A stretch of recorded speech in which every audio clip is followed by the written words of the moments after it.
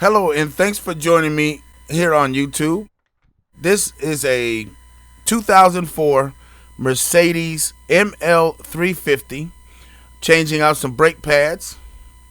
You see, I'm using the tire iron that is directly from the inner right panel at the rear of the Mercedes in the hatchback area. On the right panel, the rear right panel, up to the side, two little plastic screws help you to get that panel down, and the jack and the tire iron is located there. You see, I put a jack stand under there for safety. I suggest to always use a jack stand. I never trust a hydraulic jack. Although I've had some jacks sit up for 2 and 3 days and never go down, but still, I don't trust it when there's a chance on damaging a vehicle or damaging myself or hurting myself.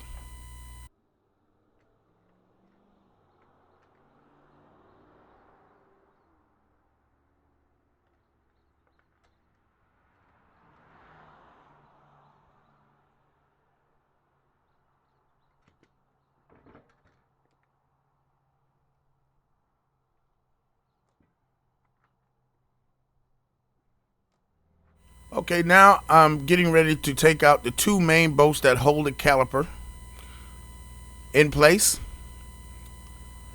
And I have two arrows pointed to those two two bolts. And you want to use a 13 millimeter short well socket or wrench.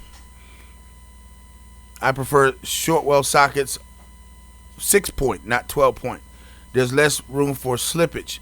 Also, it's best to use a short well because the deep well will get in the way of that cable, and it's kind of a little bit hard to get it on there. You can get it on there, but still, a short well is best used, and it's a 13 millimeter.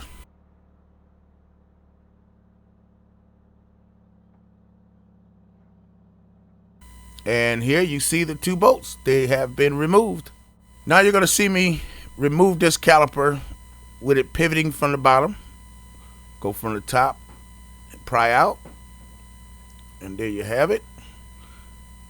Now I'll use a flathead screwdriver to loosen the clamps, the metal clamp that is provided on the brake pad that's connected to it, that holds it in place on the caliper and stops it from slipping around. Here it comes, about to pop out there. There you have it. And you'll see this one has been wore down all the way to the metal almost. Almost.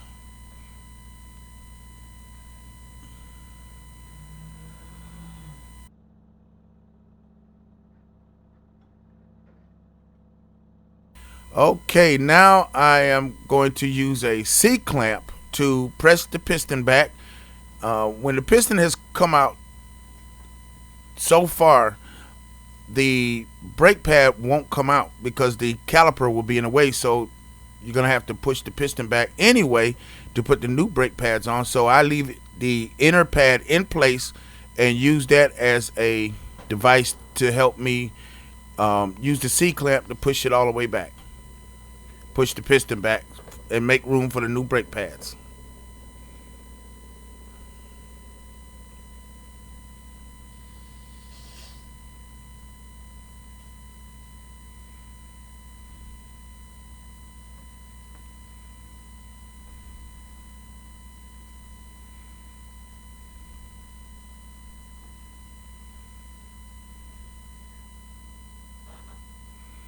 Okay, I got it all the way back, and I'm unscrewing the C-clamp, and we're good to get the old pad out and take a look at it. You see it's down pretty far too, almost to the metal.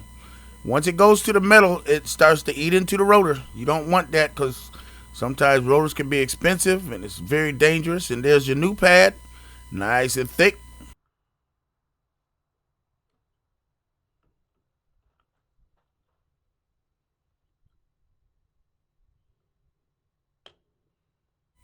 Now you see the little metal clamps there. They should push down real easy, and you'll hear it when it locks into place. There, it's just locked into place. Now I start from the bottom, and let it pivot in.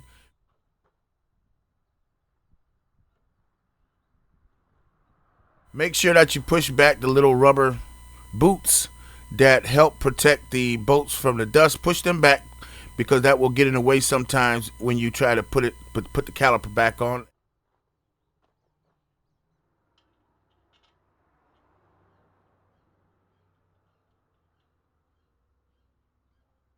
It slides right in.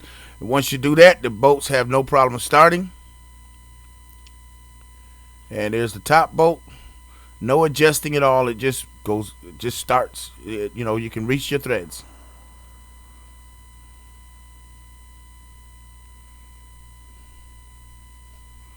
And there you see me using a deep well because I couldn't find my short well, but it got the job done.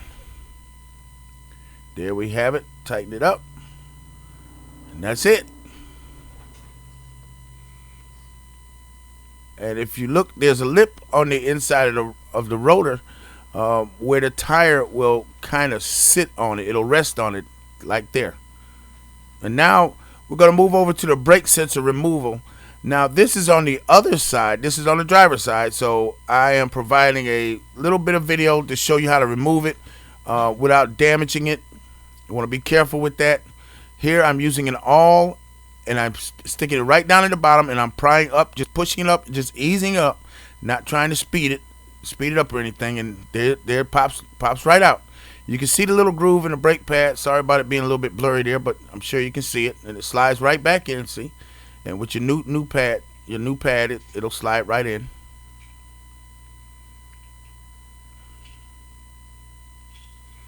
That pad is wore down pretty far too, but it's not metal to metal yet.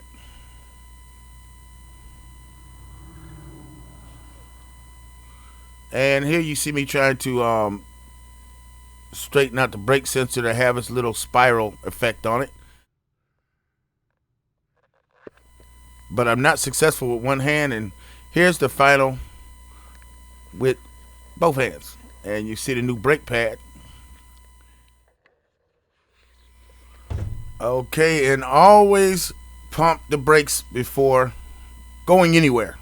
Start the car up, let it idle, and then pump the brakes about 3 to 4 times. I would say 5 at tops. That should assure everything. If you still have to keep pumping and it never gets back up to its full self, then you have other problems.